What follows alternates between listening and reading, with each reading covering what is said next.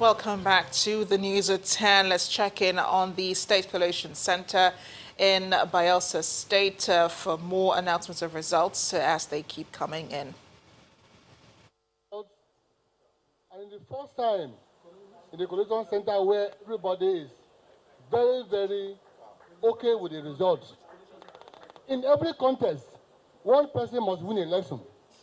My party also participated, and I will not say that because my party didn't win, and I will go to court. In every contest, one person must win an election.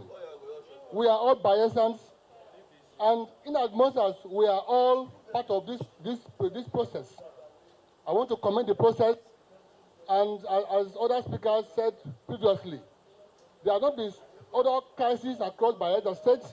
It has been very peaceful. I want to commend the process. This is how elections are going to be conducted, and people are accepted. I think it's okay. Thank you very much.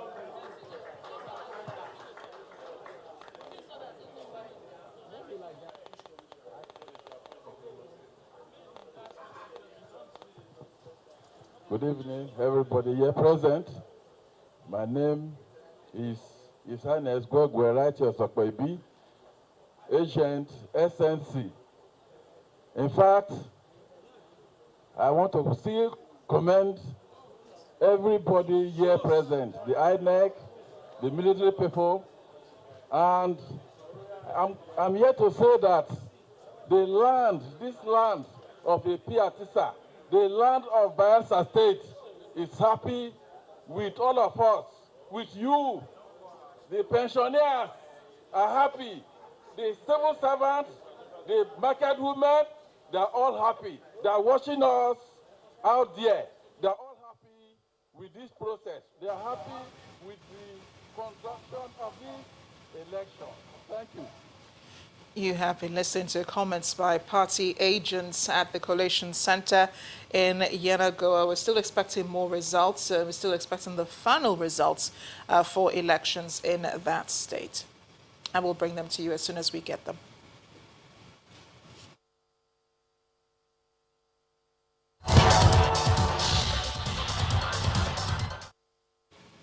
In sports news now, reigning African champions, the D Tigers of Nigeria, have advanced to next year's 16-nation Women's Olympic qualifying tournament. The girls this evening defeated Mali 74-59 in the semi-final of the FIBA Women's Pre-Olympic Qualifiers in Maputo, Mozambique, as they extended their winning streak to 16, dating back to the 2015 FIBA Women's Afrobasket.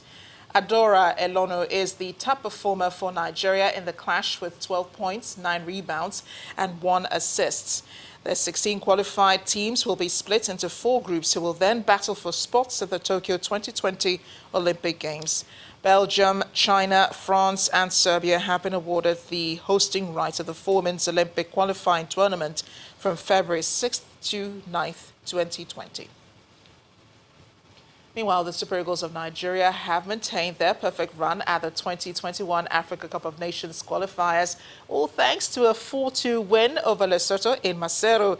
A brace for Victor Osimhen and goals by Alex Iwobi and Samuel Chukwueze makes it 2 wins in 2 games for the 3-time African champions. The Super Eagles have also picked the maximum 6 points from 2 games.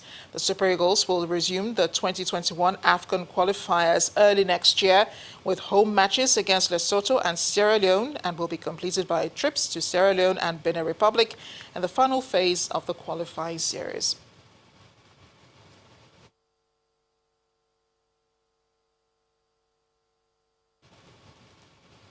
And in tennis, Greek youngster Stefanos Tsitsipas has claimed the ATP Finals title as he battled back to beat Austrian Dominic Thiem 6-7, 6-2, 7-6, at the O2 Arena. The 21-year-old debutant became the youngest champion at the elite season-ending tournament since 2001. Thiem, who edged a tight first set, fell away in the second and the start of the third before fighting back.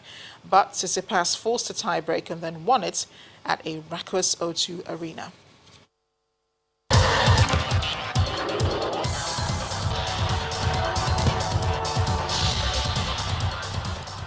In another day of protests in Hong Kong, demonstrators have been firing arrows and launching petrol bombs at police using catapults. This happened on the campus of the Polytechnic University. Police told protesters they could face live ammunition if they did not stop attacking the officers.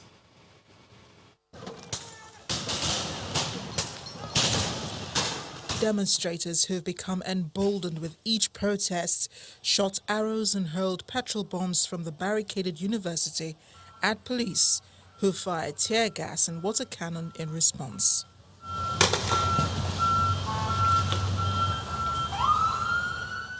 It was one of the worst violence the Chinese city has seen recently since the protests erupted 5 months ago. Several protesters took up positions on the rooftops of Hong Kong Polytechnic University, armed with bows and arrows.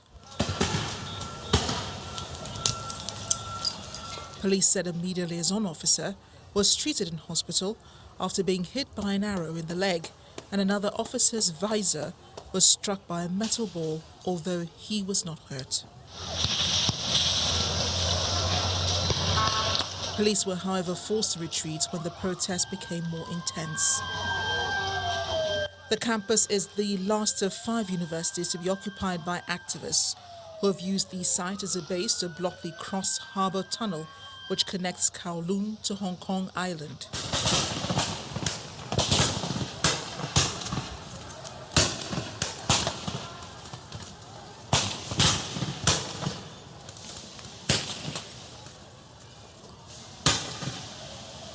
A statement from the university urged those occupying campus to leave, saying they were not battlegrounds for political disputes and should not be drawn into violent confrontations.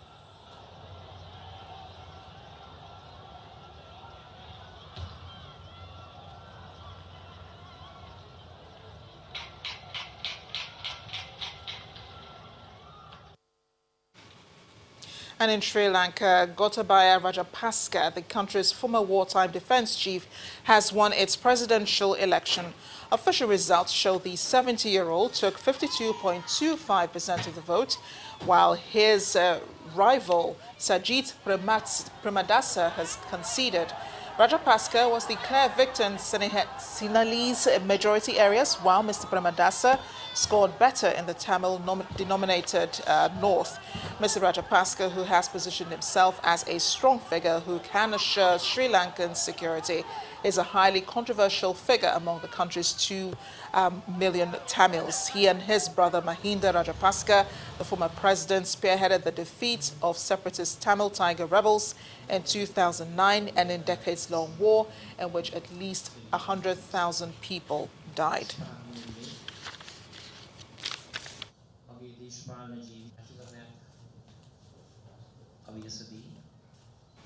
And that's it on the news at 10.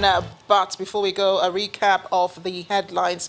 In Kogi State, West Senatorial District, INEC has declared the election inconclusive, we understand, because the margin between the 2 candidates is lower than the number of votes cancelled. And that's an update on the election in Kogi West Senatorial contest. INEC has declared the election inconclusive because the margin between the 2 candidates is lower than the number of cancelled votes. We'll bring you details of this as we get them. Thanks for watching tonight. I am Amarachi Ubani. Good night.